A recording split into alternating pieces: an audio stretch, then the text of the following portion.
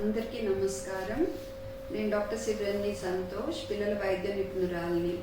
Haven home society తరపున సేవా భారత్ అవార్డుకి నన్ను ఎంపిక చేసినందుకు వరలక్ష్మి గారికి నా ధన్యవాదాలు.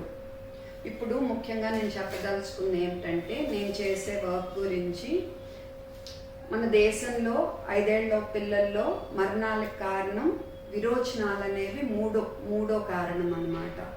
అలాంటిది విరోచనాలప్పుడు మనం ఓఆర్ఎస్ ఇస్తే పిల్లలు చనిపోకుండా మనం కాపాడగలుగుతాము. కానీ కొన్ని కంపెనీలు ఏం చేస్తున్నాయంటే, వాళ్ళ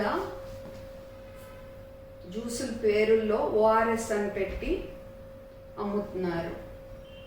ఓఆర్ఎస్ అని పెట్టి ఇందులో చక్కెర శాతం అధికంగా ఉండటం వల్ల ఇలాంటివి ఇస్తే పిల్లలకి విరోచనాలు ఎక్కువైతే ఒక్కొక్కసారి డీహైడ్రేషన్లో చనిపోవచ్చు కూడా.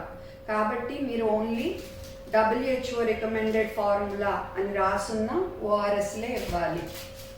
ఇవే చీప్ అండ్ బెస్ట్. మీకు దీని మీద ఎలా వాడాలో స్పష్టంగా రాసి ఉంటుంది. WHO రికమెండెడ్ ఫార్ములా ఓఆర్ఎస్లు మాత్రమే ఇవ్వాలి. దీని గురించి నేను 4 ఏళ్లుగా ఫైట్ చేస్తున్నాను.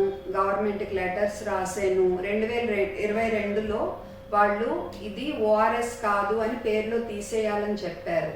కానీ మళ్ళా 2 నెలల్లో మార్చి కింద డిస్క్లైమర్ పెట్టమని చెప్పారు. This is not an ORS. మీరు చూస్తే క్లియర్గా ఇక్కడ this is not an ORS అని ఉంటుంది.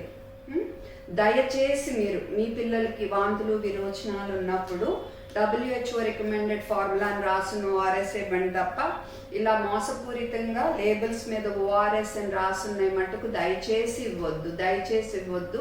దీని గురించి నేను తెలంగాణ హైకోర్టులో పబ్లిక్ ఇంట్రెస్ట్ లిటిగేషన్ కూడా వేసాను. All India endocrine society, women's pediatricians forum వీళ్ళందరూ కూడా నా పిటిషన్లో ఇంప్లీడ్ అవ్వబోతున్నారు.